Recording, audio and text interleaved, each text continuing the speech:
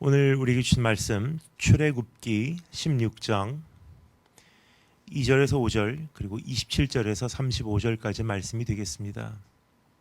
출애굽기 16장 2절에서 5절 띄고 27절에서 35절이 되겠습니다. 제가 봉독해 올리도록 하겠습니다.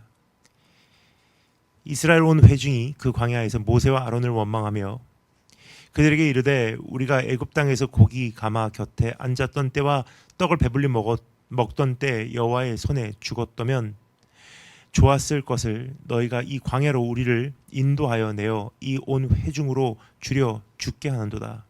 때 여호와께서 모세에게 이르시되 보라 내가 너희를 위하여 하늘에서 양식을 비같이 내리리니 백성이 나가서 일용할 것을 날마다 거둘 것이라.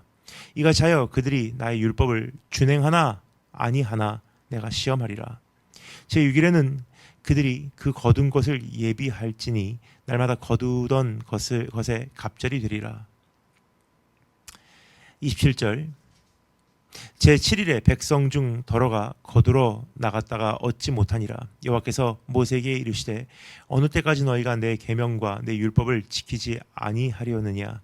볼저다 여호와가 너희에게 안식일을 주므로 제 6일에는 이들 양식을 너희에게 주는 것이니 너희는 각기 처소에 있고 제 7일에는 아무도 그 처소에서 나오지 말지니라. 그러므로 백성이 제 7일에 안식하니라. 이스라엘 족속이 그 이름을 만나라 하였으며 까치 같기도 하고 같고도 희고 맛은 꿀 섞은 과자 같았더라. 모세가 가로되 여호와께서 이같이 명하시기를 이것을 오멜에 채워서 너희 대대 후손을 위하여 간수하라. 이는 내가 너희를 애굽 땅에서 인도하여 낼 때 광야에서 너희에게 먹인 양식을 그들에게 보이기 위함이니라 하셨다 하고 또 아론에게 이르되 항아리를 가져다가 그 속에 만나 한 오멜을 담아 여호와 앞에 두어 너희 대대로 간수하라. 아론이 여호와께서 모세에게 명하신 대로 그것을 증거판 앞에 두어 간수하게 하였고 이스라엘 자손이 사람 사는 땅에 이르기까지 40년 동안 만나를 먹되 곧 가나안 지경에 이르기까지 그들이 만나를 먹었더라. 하나님의 말씀입니다. 아멘. 다 기도하겠습니다. 주님 감사합니다. 지나온 9개월도 주의 은혜로 지내왔고 또 남은 이 3개월도 주의 은혜로 갈 것을 우리가 확신합니다. 주님, 다시 한번 이 남은 계절 우리 스스로를 돌아보게 하시고 이 광야와 같은 세상을 돌파하여 약속의 땅에 들어갈 날을 준비케 하여 주기를 간절히 소망합니다. 예수 그리스도 보혈로 우리를 덮어주시고 주 성령으로 우리에게 기름 부어 말씀해 주시기를 간절히 소망합니다. 예수님 이름으로 기도합니다. 아멘. 성경은 인생을 광야에 비유하고 있습니다. 우리가 이 땅에서 사는 이 세상살이를 광야에 비유하고 있습니다. 한 걸음 더 나아가 지금 우리가 그러한 광야와 같은 현실을 더 피부로 겪을 수 있는 것이 여러분과 제가 살고 있는 이 마지막 때가 아닌가 생각이 됩니다. 자, 그렇다면 이 아침에 우리가 살펴보기를 원하는 것은 이러한 세상살이 우리의 인생 특히 이 마지막 때를 광야를 나는 어떻게 성공적으로 돌파할 수가 있는가라는 질문입니다. 그래서 하나님께서 주님의 백성들을 어떻게 광야 한가운데서도 먹이시는지를 보면 알 수가 있지 않나 싶습니다. 우리가 어떻게 광야를 돌파할 수 있는가, 거기에 우리가 집중해야 되는 초점은요, 내가 무엇을 할 수 있는가가 아니더라고요. 그 전에 하나님께서 나를 위해서 무엇을 해주시는가를 봐야만 한다는 것입니다. 그래서 오늘 이 말씀에 보면 32절에 기록되어 있죠. 32절 이하에 이렇게 기록되어 있습니다. 모세가 가로되 여호와께서 이같이 명하시기를 이것을 오멜에 채워서 너희 대대 후손을 위하여 간수하라. 만나를 보존하라고 합니다. 왜냐? 이는 내가 너희를 애굽 땅에서 인도하여 낼 때 광야에서 너희에게 먹인 양식을 그들에게 보이기 위함이라 하셨다고. 그러니까 하나님께서 무엇을 하셨는지를 남기시기를 원하는 거예요. 하나님께서 우리에게 우리로 하여금 그것을 기억하게 하기를 원하신다는 것입니다. 그것이 광야의 교훈이기 때문이에요. 우리가 일반적으로 이 광야의 계절을 생각할 때 내가 이 광야의 계절을 어떻게 극복할 수 있을까? 내가 하나님을 어떻게 만날 수 있을까?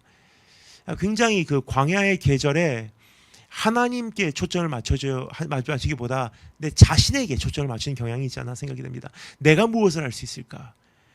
이 광야와 같은 삶.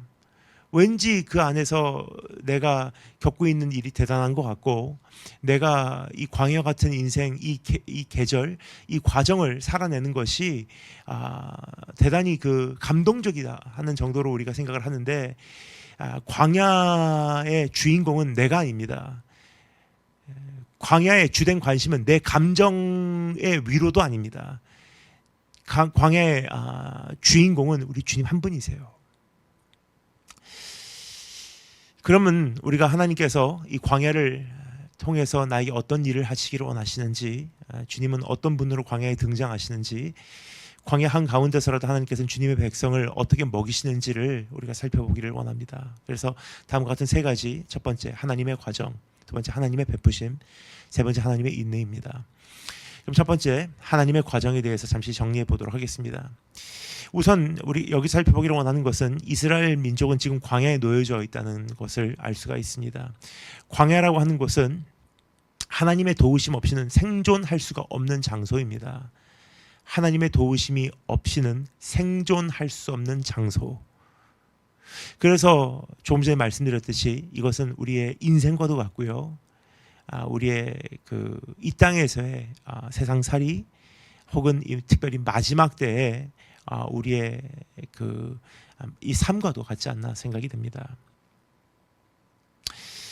하나님의 베푸심 없이는 살아갈 수 없는 그곳, 완전한 사막을 말하고 있는 것입니다. 그럼 그들은 왜 광야에 가게 되었을까? 이스라엘 민족이 애당초 왜 광야에 들어서게 되었을까를 생각해 볼 필요가 있어요. 하나님께서 원하셨다면 이스라엘 민족을 광야를 돌파하지 않아도 되는 그 길로 데리고 가셨을 것입니다. 그들은 왜 광야에 가게 되었는가? 지금 제가 암시를 하였듯이 그들이 광야를 가게 된 것, 그 이유는 하나님께서 그들을 그곳으로 인도하셨기 때문이에요. 그러니까 광야는 하나님께서 인도하신 장소인 거예요. 이 땅에 태어나게 하신 것도 주님의 뜻, 이 시기에 태어나게 하신 것도 주님의 뜻, 이 땅에서 살아가게 하신 것도 주님의 뜻, 이 세상 속에서 거느리게 하신 것도 하나님의 뜻, 주님의 인도하심인 것입니다. 이스라엘 민족은 애굽을 떠나는 순간부터 하나님께서는 구름 기둥과 불 기둥으로 그들을 광야로 인도해 내십니다. 그리고 광야 안에서 인도하셨어요. 하나님의 계획 속에 광야가 반드시 있다는 것을 우리가 알기를 원합니다. 이것이 하나님의 과정입니다. 하나님의 우리를 향한 선하신 뜻 안에는요, 광야가 반드시 있다는 것 기억하기를 원합니다. 그럼 질문이 있습니다. 왜 이러한 광야를 우리로 하여금 꼭 돌파케 하시는가? 하나님의 이 도우심이 없이는 살아갈 수가 없는, 하나님의 음성이 없이는 숨막힐 수밖에 없는, 하나님의 오늘 하루 그 순간순간 나와 함께 하신다는 그 확신 없이는 내가 미쳐버릴 것 같은 그러한 과정을 왜 우리 인생에 허락하시는가라는 질문입니다. 일단 첫 번째는 내적 노예됨으로부터 해방되기 위해서 그러한 광야를 허락해 주신다는 사실을 알기를 원합니다. 내적 노예됨으로부터 우리를 해방시키기 위해서. 3절 말씀 읽겠습니다. 그들에게 이르되 우리가 애굽 땅에서 고기 가마 곁에 앉았던 때와 떡을 배불리 먹었던 때에 여호와의 손에 죽었다면 좋았을 것을 너희가 이 광야로 우리를 인도하여 내어 이 온 회중으로 줄여 죽게 하는도다라고 기록되어 있습니다. 여러분, 애굽 땅에 있었을 때는 그들은 분명히 그 생활을 힘들어 하였습니다. 그러니까 사람이 지나온 날에 대한 이 과정들이요, 더 이게 아름답게 포장이 되는 것 같아요. 그 당시는 정말 하나님 한 번만 살려주시면 내가 이제 정말 주님 한 분으로 만족하며 살겠습니다. 그렇게 고백하였건만 조금 살만하니까 오히려 지금의 생활을 힘들어하면서 과거에 있었던 그 나의 삶에 대해서 좀 이것을 미화시키는 경향이 우리 안에 있지 않아 생각이 됩니다. 그들은 당시 분명히 노예 생활을 힘들어했습니다. 그리고 하나님께 울부짖었습니다. 하나님께 구해달라고 외쳤습니다. 하지만 지금 와서 이전 생활을 그리워하고 있는 모습을 우리는 볼 수 있지 않습니까? 이것은 우리에게 무엇을 말해주고 있냐? 죄의 중독성에 대하여 잘 말해주고 있는 구절이 아닌가 생각이 됩니다.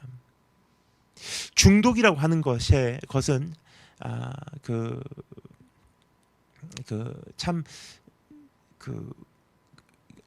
이 감당하기가 어려운 것 같아요.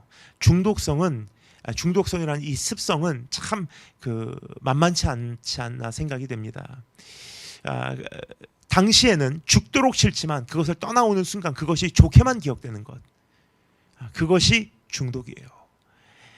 당시에는 정말 싫은데 떠나오면 그리워지는 것, 이전의 삶, 이전에 함께했던 사람들, 이전에 함께했던 그 어떠한 환경, 먹었던 음식, 마셨던 음료, 즐겼던 생활, 그 안에 있을 때는 죽도록 싫은 거예요. 그런데 떠나오면 왠지 모르게 그리운 것, 중독입니다. 그렇습니다. 이것은 우리에게 무엇을 말해주고 있습니까?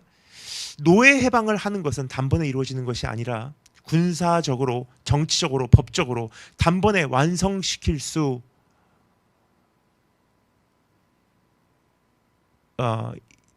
단번에 완성시킬 수 있는 것이 아니라는 거예요. 참된 노예 해방이라는 것은요, 첫 번째 과정과 두 번째 과정이 있습니다. 첫 번째 과정은 이스라엘 민족의 경우 애굽에서 데리고 나오는 과정, 그것은 단번에 이루어지는 사건이에요. 하지만 두 번째 과정으로 진입하면 이 노예의 근성을 벗는 과정이 요구가 됩니다. 그것은 단번에 이루어지는 사건이 아닙니다. 지금 말씀드렸듯이 군사적으로도 정치적으로도 법적으로도 이루어지는 사건이 아니에요. 우리의 습성 문제라는 거예요. 중독성 문제라는 것입니다. 노예의 됨을 없애기 위해서는 너무나도 오랜 시간이 걸린다는 사실입니다. 그래서 광야의 생활이 요구된다는 것입니다. 그렇습니다. 이스라엘 민족은 정치적으로나 사회적으로나 법적으로는 정식 자유인이 되었습니다. 하지만 그들의 정신과 감정은, 그리고 마음은 아직도 노예였던 것입니다. 모세는 이 사실을 너무나도 잘 알고 있었습니다. 그래서 신명기 8장에서는 모세가 이렇게 광야에서의 생활을 정리해주고 있지 않습니까? 신명기 8장 2절, 내 하나님 여호와께서 이 40년 동안에 너로 광야의 길을 걷게 하신 것을 기억하라. 이는 너를 낮추시며 너를 시험하사 네 마음이 어떠한지 그 명령을 지키는지 아니 지키는지 알려 하심이라 그래요. 노예의 근성이라는 것은 무엇입니까? 순종하지 않으면 맞는 거예요. 주인의 말을 듣지 않으면 벌을 당하게 돼 있어요. 그러니까 그 사람들이 순종하고 하라는 대로 하는 이유, 하라면 하는 것 그 배후에는 내가 맞기 싫어서, 그리고 내가 이것을 잘 해야지 오늘 한 끼 먹을 수 있으니까, 그러한 심리가 작동이 되고 있다는 것입니다. 이것이 노예 심리예요.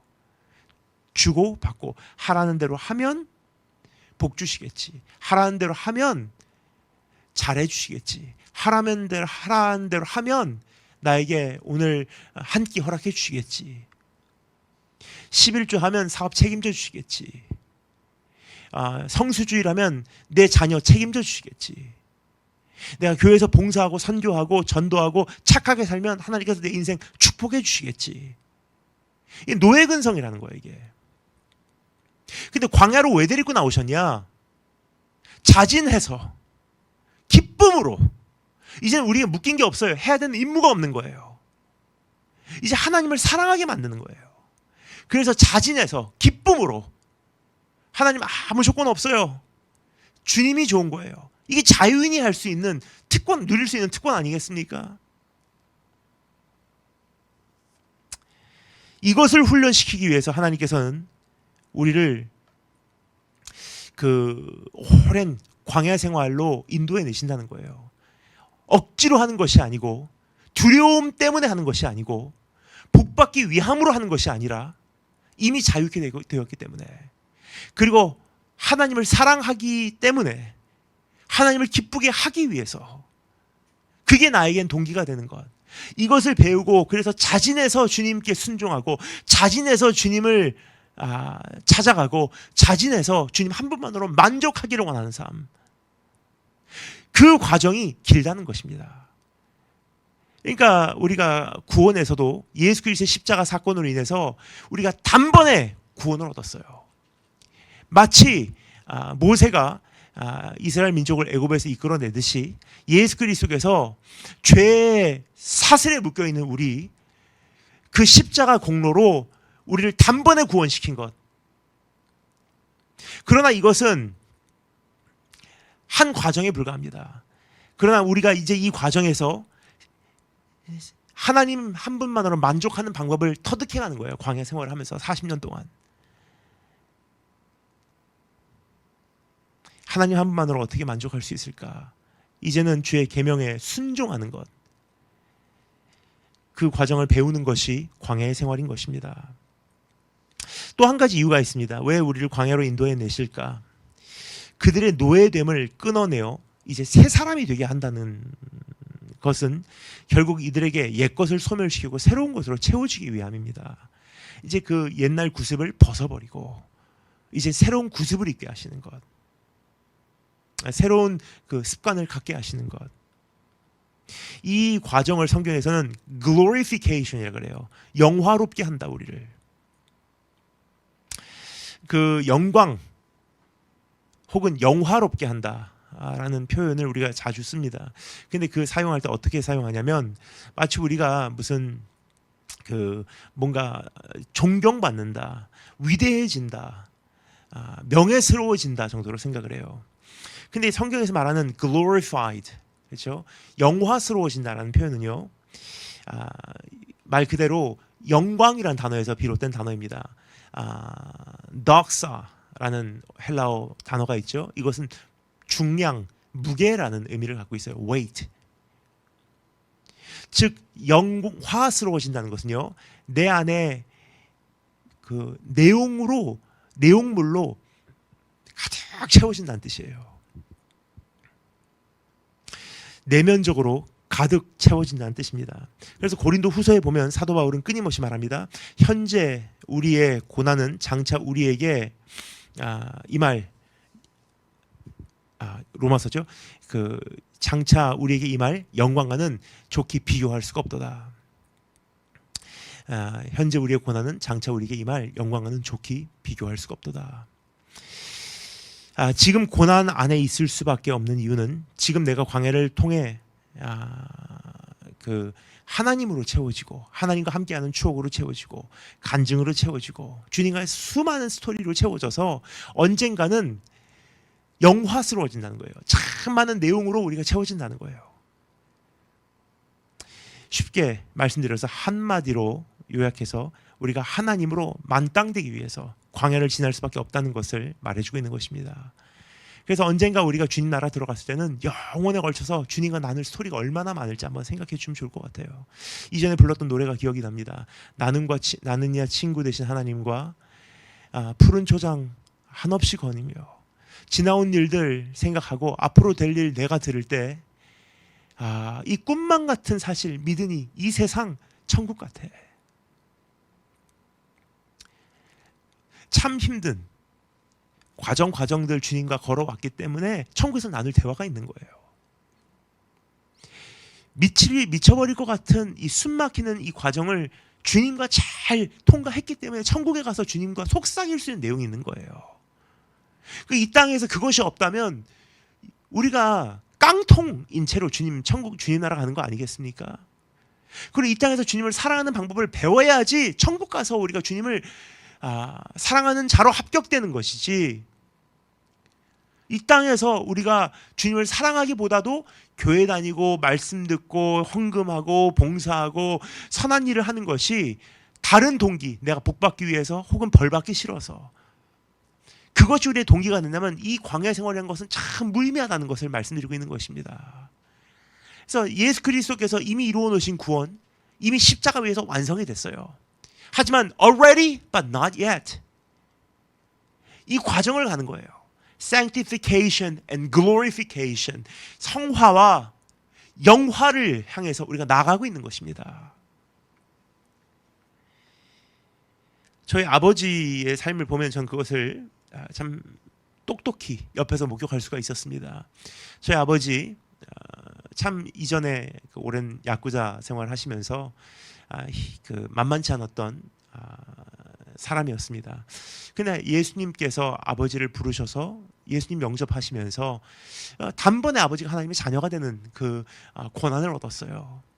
근데 문제는 뭐냐면 이 권한을 사용할 수 있는 방법을 모르는 거예요. 어떻게 하면 자유로울 수 있을까? 어떻게 하면 주님을 사랑할 수 있을까? 근데 이 사랑하는 방법은요, 알아야지 사랑하죠. 성경적인 지식도 쌓여져 가고, 말씀 안에 깊이 잠겨져 가고, 하나님의 그 응답으로 내 인생이 젖어져 물들어 가고, 하나님의 색깔로 내가 변하여 가고, 하나님의 자녀답게 성품을 갖추어 가고, 묵묵히 광야에서 같은 생활을 살아갈 때 그것이 우리 안에 일어나는 역사들이에요. 그러니까 그 과정은 단번에 일어나는 사건이 아니라고요. 1년도 아니에요. 3년도 아니에요. 10년도 아니에요. 거의 한평생에 걸쳐서 일어난 사건. 그게 광야 생활입니다. 여러분, 이제는 그 광야와 같은 생활을 우리가 어떤 인생의 한 과정으로만 소화하고, 이 광야와 같은 인생, 이 과정 빨리 끝내고 내가 진짜 다시 사업이 잘 되고 이 젖과 꿀이 흐르는 그런 인생의 어떠한 그 최고의 그 과정으로 접어들기를 원합니다라는, 어떻게 보면 굉장히 그 단순한 생각, 어리석은 생각이라고 할 수 있어요. 인생이 광야인 거예요. 광야 후에 또 다른 광야가 펼쳐지고, 끝났다고 생각하는데 또 광야가 펼쳐지는 거예요. 그렇게 광야의 연속을 잘 돌파하여야지 한평생을 통해서 내 인생에 하나님께서 만들어내시고자 하는 이 프로젝트가 완성이 되는 거예요.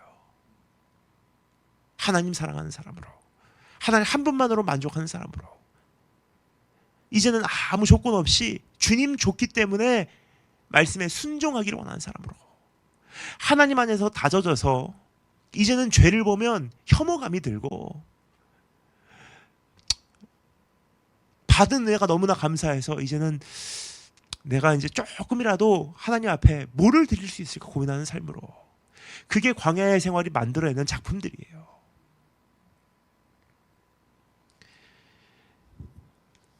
우리는 단번에 이루어지는 것, 인스턴트, 방법론을 좋아합니다. 하지만 복음은 그 반대라는 사실을 마음에 새기기를 원합니다. 모든 것이 인스턴트예요. quick fix, 단번에 이루어지는 것. 그러니까 음식도 요즘에는 인스턴트예요. 사진도 인스턴트예요. 당장에, 옛날에는 프린트해서 45분 혹은 그 다음날 3일 후에까지 이것이 그 현상에서 나오기까지 기다렸어요. 근데 이젠 점점 빨라지지 않습니까? 옛날엔 편지를 띄웠어요. 근데 이젠 이메일로, 심지어는 메신저로 당장에 다 보기를 기다리고 있어요. 일은 빨라졌어요. 모든 왕래가 빨라졌습니다. 그런데 중요한 것은요, 그거에 익숙하다 보니까 하나님의 일도 그렇게 진행될 거라고 생각해요. 적어도 우리의 개개인의 삶에서. 근데 하나님께서 우리를 향하신 주님의 손길은요, 그 반대입니다. 복음은 참 오랜 시간이 걸리는 거예요. 한평생. 복음이 우리에게 약속하는 구원은 단순한 방법론이 아니기 때문입니다. 하나님과 관계 속에서 재배되는 열매이기 때문이에요.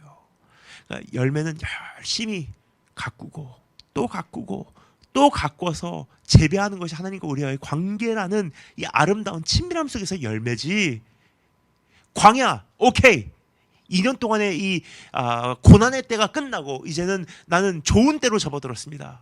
광야와 같은 인생, 참 저는 광야 광야 하면서 이 빨리 광야와 같은 이 인생의 과정을 돌파하고 빨리 좋은 때가 왔으면 좋겠다. 빨리 기도 응답이 됐으면 좋겠다.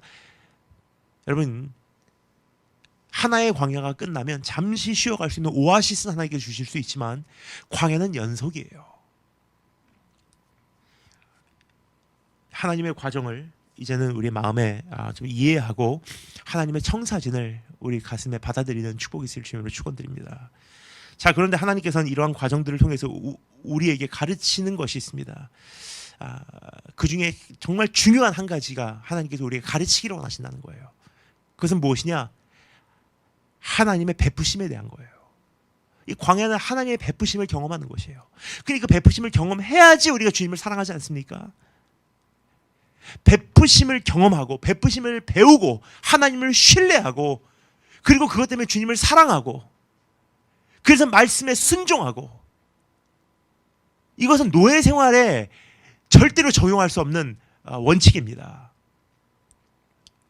하나님의 베푸심, 하나님께서는 여기서 두 가지를 보여주고 계십니다. 첫째, 하나님께서 베푸시는 하나님께서 베푸시는 그 가르침이라는 것은 하나님께서 그 하나님 되심을 주님의 백성들에게 가르치는 이 교훈이 하나님의 베푸심의 첫 번째예요. 하나님이 하나님 되심. 이 광야의 계절에서 여러분 뭘 배울 수 있을까 고민하십니까? 그러면 오늘 적어도 한 가지는 분명히 우리가 밝혀지고 있어요. 하나님이 하나님 되심. 내 백성에게 나는 하나님이 되기를 원한다. 하나님은 하나님의 자리로 서게 되시는 것입니다. 그리고 두 번째, 하나님께서 우리가 가르치기를 원하시는 건 무엇을 이 베푸심에 대해서 가르치기를 원하시냐? 그것은 내가 베풀 테니 이제 네가 와서 받아라. 그걸 가르치기를 원하시는 거예요.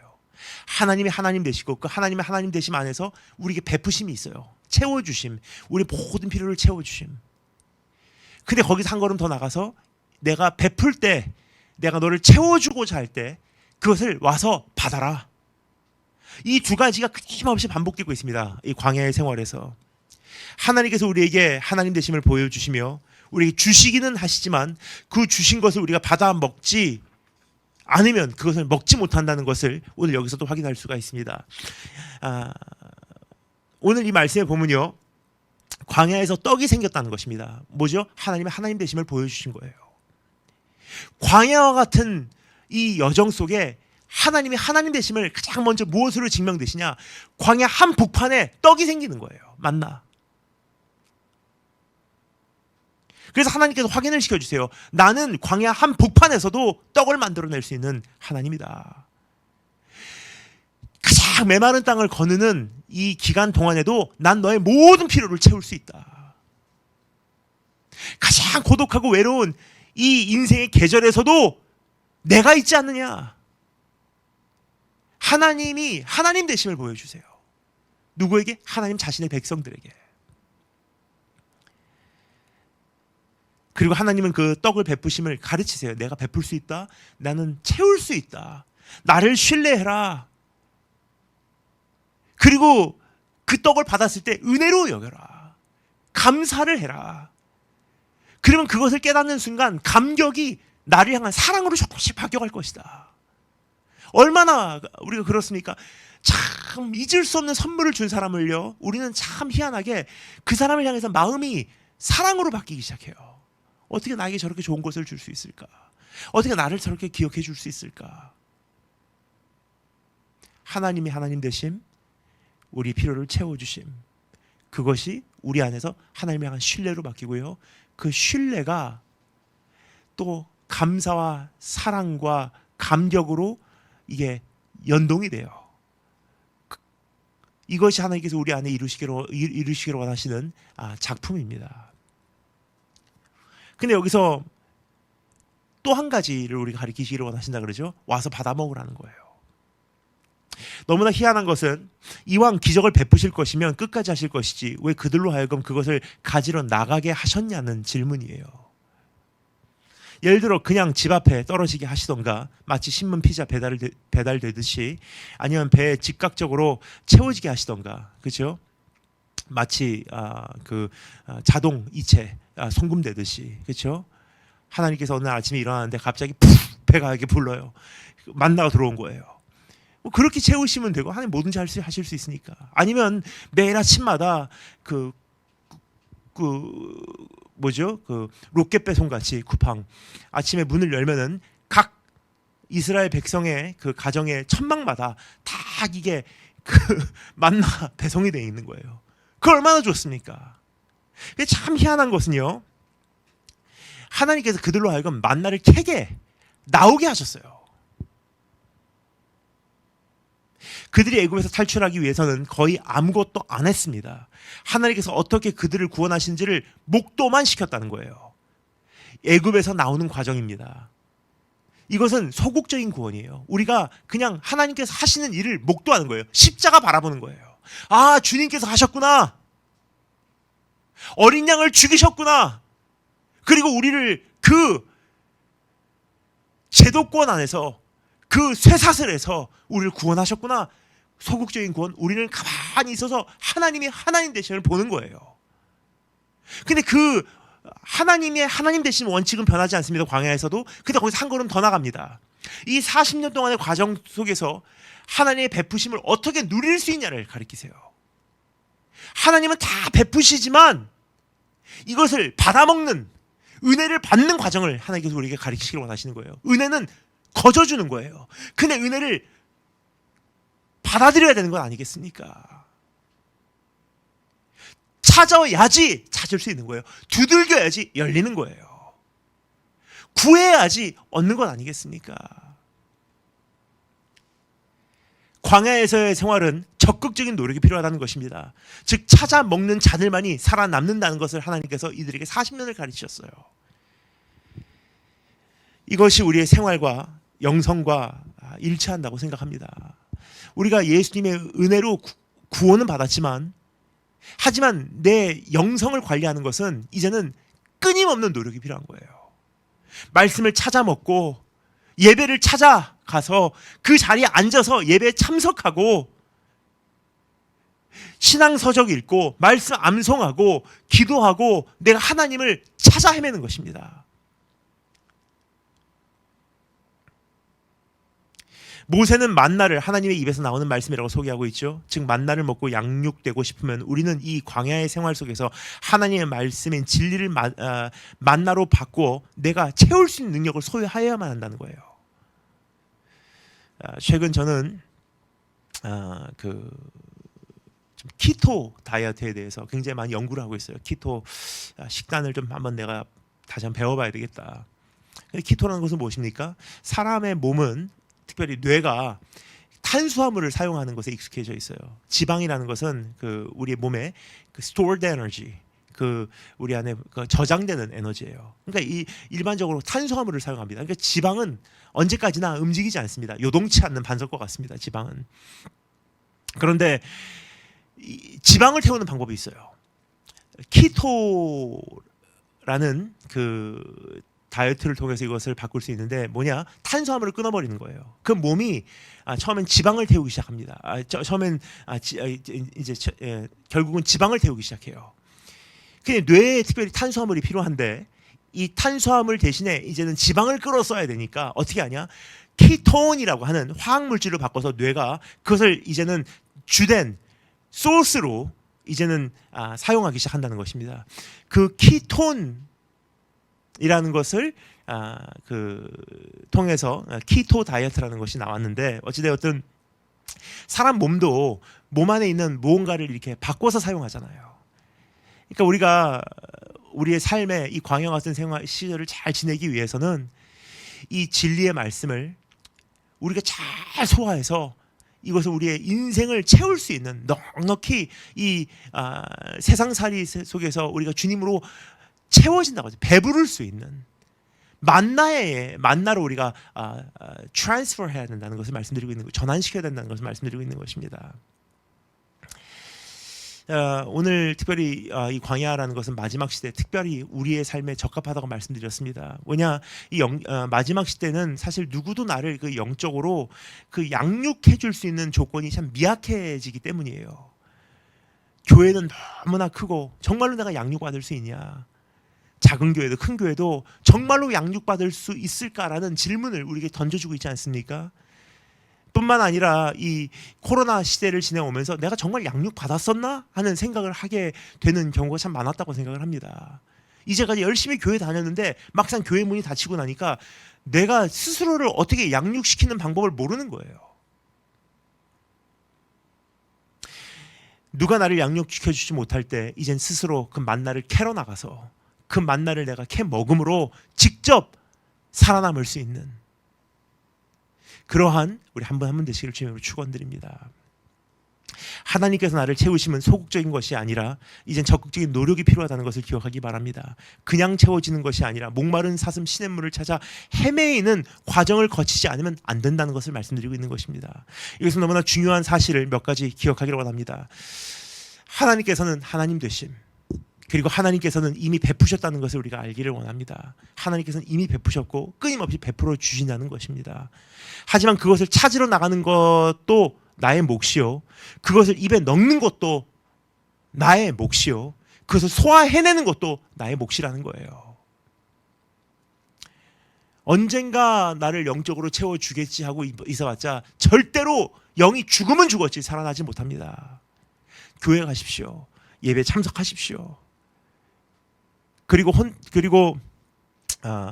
일본 말이 나오려고 그러네요. 혼돈이 얼마나 간절하면 일본 말이 나오는지. 그리고 우리가 정말 주님 앞에서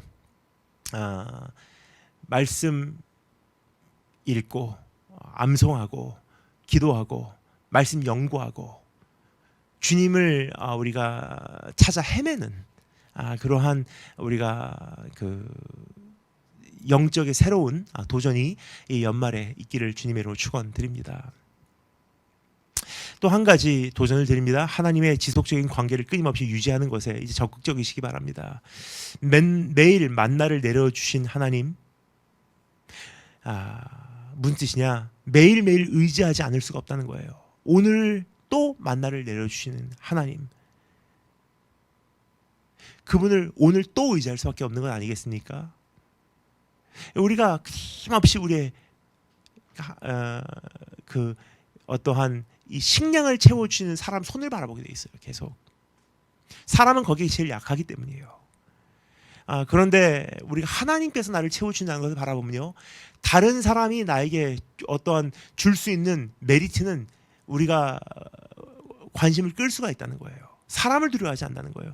하나님이 나를 채우시는 분이시다. 그럼 사람에게 비굴하지 않고 세상에게 비굴하지 않고 우리가 하나님 앞에 정말 올바로 살아갈 수 있는 삶, 그리고 그 적극적으로 주님 앞에 끊임없이 의지할 수 있는 삶, 매일매일을 주님 앞에 나아가는 삶, 오늘 이 광야의 생활에서 그것을 배우시는 축복이 있을 주님으로 축원드립니다. 마지막 세 번째, 하나님의 인내입니다. 여기까지 보면 하나님께서 왜 광야를 허락해 주셨는지, 그리고 광야에서 무엇을 가르치기를 원하셨는지. 근데 한 가지가 있어요. 이 광야의 생활을 잘 마쳐야 된다는 거예요. 합격돼야 된다는 거예요. 4절 5절 그리고 27절 읽겠습니다. 때에 여호와께서 모세에게 이르시되 보라, 내가 너희를 위하여 하늘에서 양식을 비같이 내리리니 백성이 나가서 일용할 것을 날마다 거둘 것이라. 이것도 합격이 돼야 돼요. 매일매일 열심히 일해야 된다는 거예요. 이같이 하여 그들이 나의 율법을 준행하나 아니하나 내가 시험하리라. 제 6일에는 그들이 거둔 것을 예비할지니, 그 거둔 것을 예비할지니 날마다 거두던 것에 갑절이 되리라. 하나님께서 갑절로 내려주십니다. 그리고 걷는 것도 갑절로 하래요. 뭐냐? 제 7일에 백성들 더러가 거두러 나갔다가 얻지 못하니라. 제 7일에는 안 내려주시기 때문에, 7일은 안식일이기 때문에 쉬어야 하니까 제 6일째 갑절로 내려줄 테니 가서 갑절로 거두어 돌아와라. 그리고 제 7일에는 안식하는 법을 배우라. 즉 이스라엘 민족에게는 매주가 시험이었다는 거예요. 지난주에 처음에 이거 시작했을 때 이렇게 했을 거예요. 더러너 누구가 나가서 다 거둬 들어왔을 거예요. 엄청 거둬 들어왔을 거예요. 그리고 그것을 이제 이틀 동안 이제 먹으려고 했을 것입니다. 근데 아닌 거예요. 그것도 분배케 돼 있어요. 자기가 먹을 분량만 갖고 가게 돼 있어요. 또 더러는 혹시 제 7일째 되는 날 만나가 또 내려오지 않았을까 욕심에 나가게 돼요. 그 나갔는데 빈손으로 돌아와요. 그 다음 주입니다. 혹시 이번 주는 내리지 않았을까 하고 또 제 7일에 또 나가봐요. 이번 주도 안 내려오는 거예요. 이것을 거듭해보면 어떻게 되죠? 사람이 이제는 어차피 제 7일째는 안 내려오는구나. 학습을 하게 돼요. 그래서 6일째 매일매일 나가서 6일간 잘 걷고 제 6일째 되는 날은 갑절을 걷고 돌아와서 제 7일째는 안식을 하는 거예요. 그것이 그들의 몸에 습성이 배이기까지 40년이 걸렸어요. 그 40년 동안 그들은 배웠다는 것입니다. 합격할 때까지. 매주가 시험인 거예요. 지난주는 네가 fail 했어. 근데 이번 주는 네가 한번 합격 좀 해봐라. 다음 주 한번 합격해봐라. 40년 동안 매주 하나님 시험을 하셨던 하나님. 이전에 어머니께서 저에게 하셨던 말씀이 기억이 납니다. 참 힘들었던 과정이 제 삶 속에도 있었지만 그것을 저희 어머니께서 이렇게 말씀하시더라고요. 이건 과정이야. 하나님 앞에서 합격될 때까지 일은 안 떠나가 그래요. 지금 일시적으로는 피할 수 있어요. 장소를 바꾸면, 회사를 바꾸면, 교제하는 사람들을 바꾸면. 근데 내 안에 있는 이 습성은 다른 곳에 가서 재발되게 돼 있다는 거예요. 그러니까 하나님께서 내 인생을 향해서 합격하시기까지는요. 내가 지금 안고 있는 문제는 웬만해서는 지나가지 않습니다. 다른 곳에서, 다른 때, 다른 사람을 통해서 다른 형태로 재발되게 되어 있는 것이 분명해요. 그럼 어떻게 되냐? Once for all. 우리가 한번 그냥 이제는 해결하고 넘어가야 될 때가 되지 않았습니까? 하나님께서 한번 보실 때 합격하실 때까지.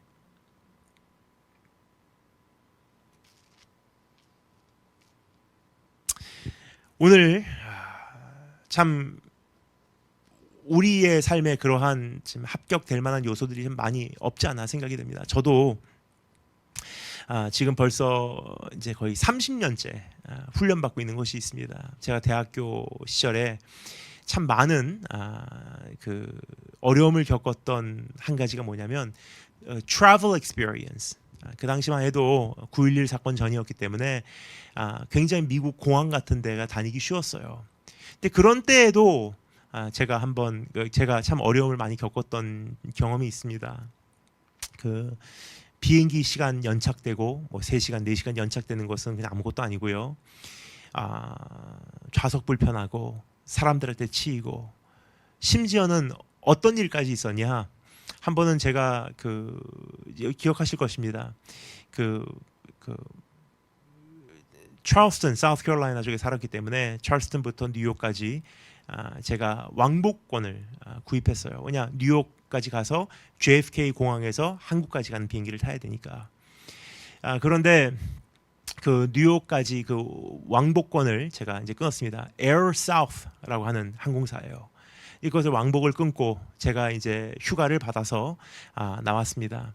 그래서 이제 뉴욕까지 와서 비행기를 환승하고 이제 대한항공으로 이제 한국 그리고 일본 저희 부모님 가족 방문을 하게 됩니다.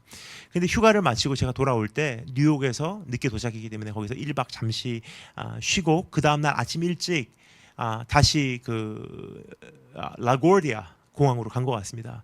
라구아디아 공항 가서 이제 거기서부터 이제 다시 찰스턴으로 타는 비행기를 환승해야 돼요. 근데 겨우겨우 아침에 밀리는 길을 뚫고 라구아디아 공항에 도착을 했어요. 근데 이게 웬일입니까? 사람이 한 명도 없는 거예요, 터미널에.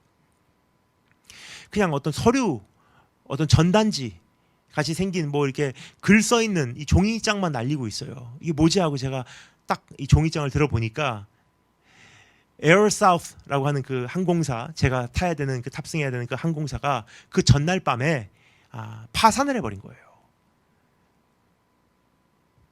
근데 저 같은 경우는 학교가 이제 굉장히 엄격하기 때문에 돌아와야 되는 휴가를 마치고 복귀해야 되는 그날 몇 시까지 들어가지 않으면 이거는 그 탈령으로 봅니다. 그래서 이걸 어떻게 할까 순간적으로 고민이 돼요. 어떻게 해야지 내가 돌아갈 수 있을까. 그래서 다른 새로운 표를 끊더라도 내가 일단은 움직여보자 하고 그 황당한 이 마음을 추스리며 다른 터미널로 옮겨서 아마 제 기억에 그 이제 다른 항공사 제 생각에는 TWA인가 하는 아니면 뭐 유나이티드가 확실히 기억이 안 납니다. 그곳에 가서 새로운 표를 비싸게 끊었어요. 편도니까.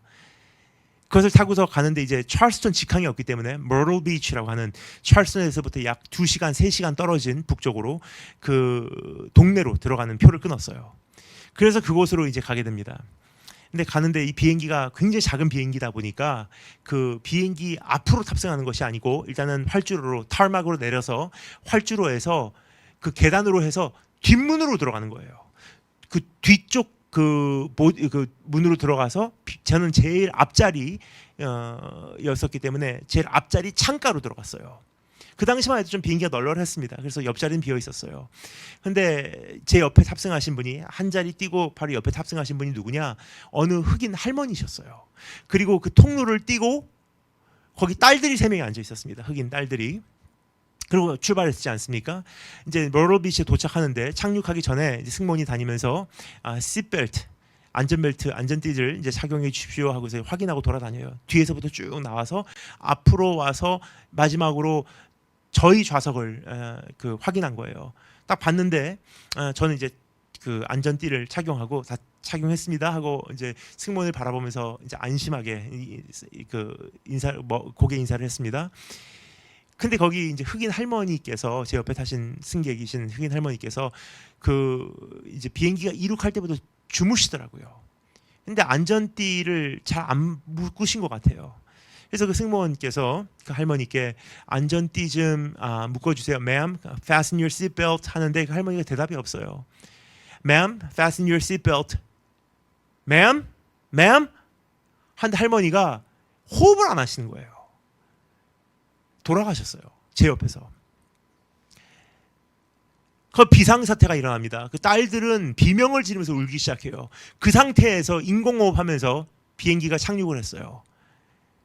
근데 저는 제일 앞자리 창가 구석이기 때문에 못 내리고 할머니는 그 바닥에 누워 계시고 뒷문이 열린다고 말씀드렸죠. 승객들은 다 내렸어요.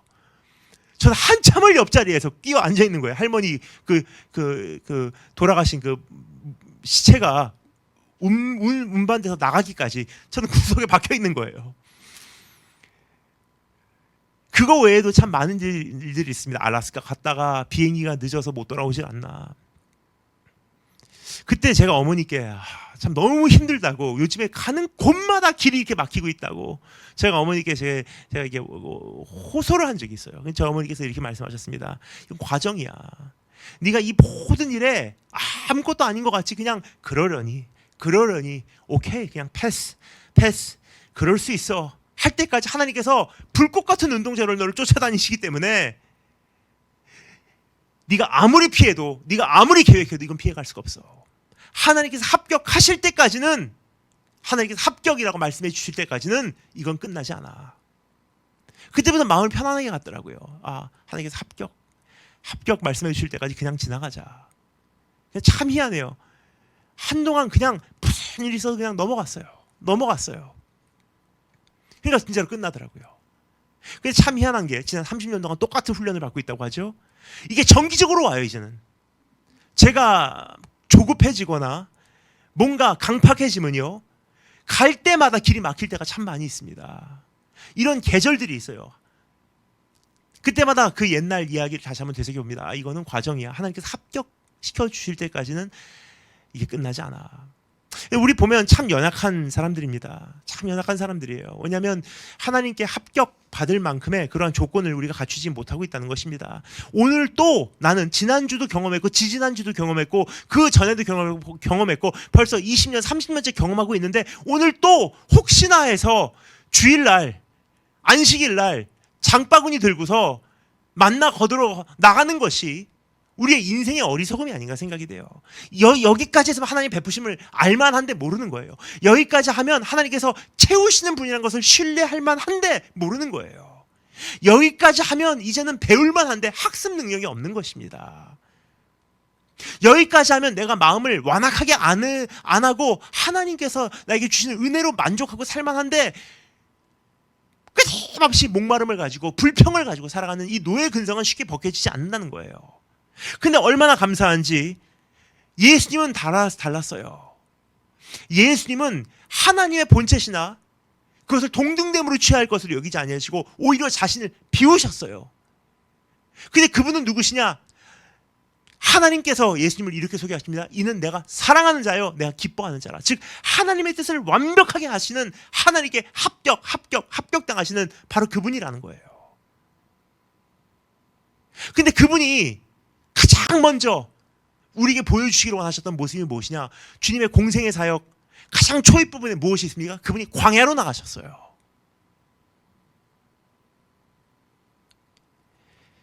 그분이 광야에서 시험을 당하셨는데도 그분은 다 이기셨어요.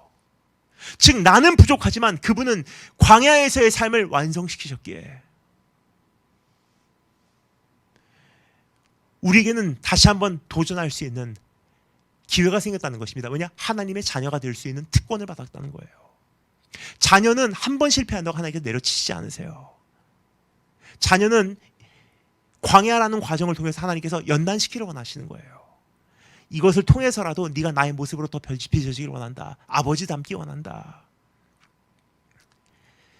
주님은 광야에 나가셔서 시험을 돌파하신 분, 내가 시험을 통과하지 못하기에 주님 대신 통과해 주셨어요. 오늘 그 예수님 바라보시고 다시 한번 내가 어떤 광야 속에 있다 할지라도 낙심하지 마시며 다시 한번 합격할 수 있는 그날을 향해서 일어나시는, 묵묵히 이 광야를 잘 견뎌내시고 하나님의 그 채우심을 경험하시고 신뢰를 배우시고 또 내가 직접 하나님을 찾아 헤맬 수 있는 이 목마름을 시행할 수 있는 그러한 축복이 있기를 주님의 이름으로 축원드립니다. 다 같이 기도하겠습니다. 주님 감사합니다. 광야와 같은 삶입니다. 광야의 지속적인 여정입니다. 그러나 오늘 우리가 이것을 잘 통과해 낼 수 있도록 이미 주님께서 보이신 주의 발길 우리가 따라가오니, 그리고 주님께서 이루신 그 공로 의지하오니 오늘 다시 한번 우리가 일어나게 하시고 광야에서 주님을 보게 하여 주시기를 간절히 소망합니다. 살아계신 우리 주 예수 그리스도의 이름으로 기도드립니다. 아멘.